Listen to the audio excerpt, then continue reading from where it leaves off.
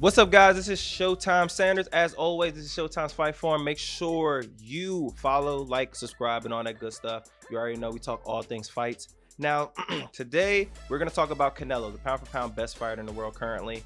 And it's a little bit of a fantasy matchup, but also a question of, is Canelo Alvarez the best super middleweight of all time? Not to mention just that, but also how would he fare against, a recent great, all-time great in Andre Ward? Now, we have to remember the super middleweight division is a fairly new division. It's not something that's been there for, 100 years, like a heavyweight or stuff like that. But yeah, you still have amazing fighters that's come through. You have Joe Calzone. You also have Roy Jones. You have Andre Ward, and now you have Canelo. And now it's more so like, all right, where are we going to line this guy up compared to those guys? Now, let's also put in perspective that Canelo's more than likely the smallest guy out of this group. Also, we have to know that he's probably have the least amount of fights in this weight class compared to the other guys. And at the end of the day, you want to go for skill. He's definitely up there with the all-time greats. Now, the one that a lot of people are pressing the most is Andre Ward. A lot of people want Andre Ward to come out of retirement. He's 37 years old. So he's not necessarily like ancient. It's not like he's 50 or something like that. But he hasn't been in the game for years, and that's a tough task to ask. But people still are interested in seeing it because other than that, it is a mega fight. Andre Ward is undefeated. He's 32-0. He has never lost. Some people try to debate the Kovalev, but they fought again. He got knocked out, so or TKO'd. So at the end of the day, we know Andre Ward was the best in the world. He was pound for pound best. Even when Floyd wasn't there. Floyd retired. But when Floyd retired, it was Andre Ward as the pound for pound best. Canelo, now he is the pound for pound best, and he's challenging everybody. He's a great fighter, man. He's powerful. He can knock you out. He can box. He has great head movement. He's a guy that learns after a tough fight and also after losing fights. That's something that's very rare. You gotta understand, some people don't get better after losing. Canelo got better after losing. Then when he fought Triple G, people thought he lost. What happened? He got better the second fight. So it's not an easy thing, and that just, in my opinion, a testimony of how great of a fighter he really is. Then you went getting hurt from Miguel Cotto's older brother to freaking taking Triple G's punches. That can't get slept on.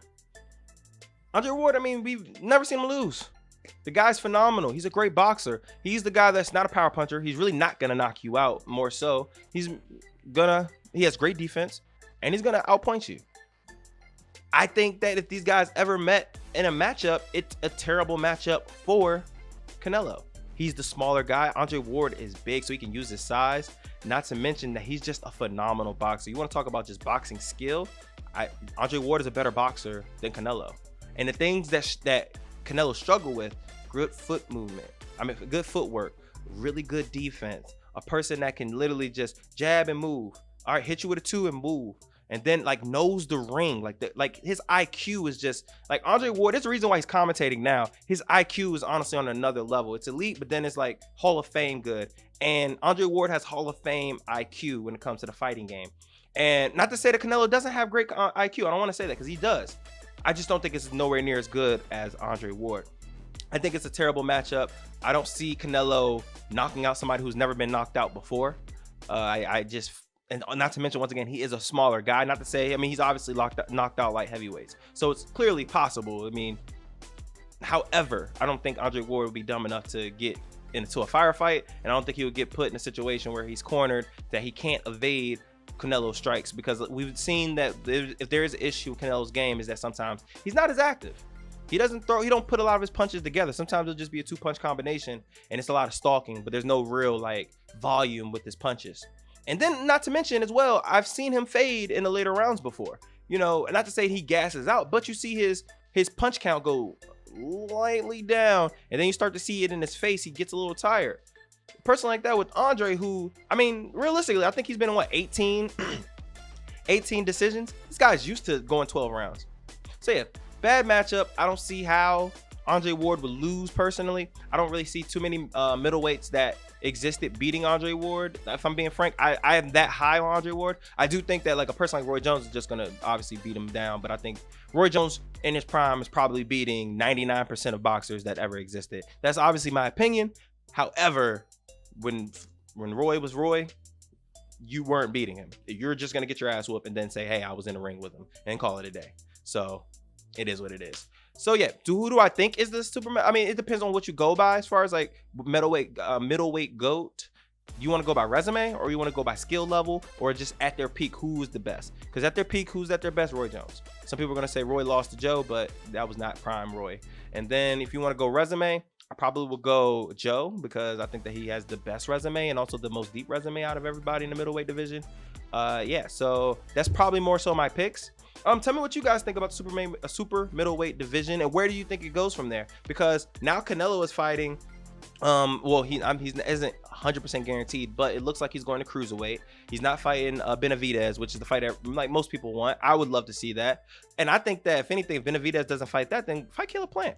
Let's see you versus Caleb Plant. Y'all don't like each other. Y'all are in the same weight class. I mean, Charlo clearly doesn't want to go to super middleweight, even though he talks all this junk about him wanting to fight Canelo. Go up then. It's 8 pounds, bro. Like, Canelo's literally fighting 30 pounds, and he also fought at light heavyweight. You can go up 8 pounds if you really want to fight Canelo, if you really want to fight Benavidez, if you really want to fight freaking Caleb Plant. Go up and do these challenges, or fight Triple G at middleweight, man. I'm telling you, man, I really wish, like, I understand why boxing doesn't have the UFC format, because at the end of the day, they would lose money because that's one promotion. However, it's just so frustrating. There's so many fighters. Demetrius Andrade, you have freaking Triple G, you have Charlo, you have Benavidez, you have Caleb Plant, you have Callum Smith, you have all these guys in like around the same weight, but nobody's really fighting each other, and it's like really frustrating. So this needs to happen. But I'm getting ahead of myself. We'll talk about this another time as far as like what needs to happen with the future and like lightweight, middleweight, and all the other divisions that's you know, kind of in flux with all these champions in the boxing division. I'm in boxing world. But as always, man, thank you guys for watching. Tell me what you think about the show, what you think about my opinion, who you want to see fight next in the super middleweight division. And as always, thank you guys. This is Showtime. Make sure y'all be blessed.